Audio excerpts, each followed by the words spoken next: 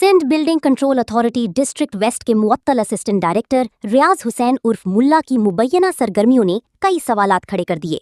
मुअत्तली के अहकामात जारी होने के बावजूद अफसर मंगल के रोज औरंगी टाउन सेक्टर 12 स्कूल के अकब में मौजूद देखा गया। वीडियो में वाज़े तौर पर देखा जा सकता है कि मज़कूरा अफसर इलाके में मौजूद है, जबकि नोटिफिकेशन के मुताबिक 7 तारीख को मुअत्तली के अहकामात जारी किए जा चुके थे।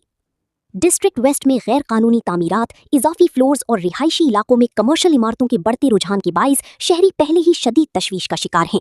ऐसे में मुअत्तल अफसर की मुबैयना मौजूदगी ने इदारे की कारकर्दगी पर मजीद सवालात उठा दिए हैं।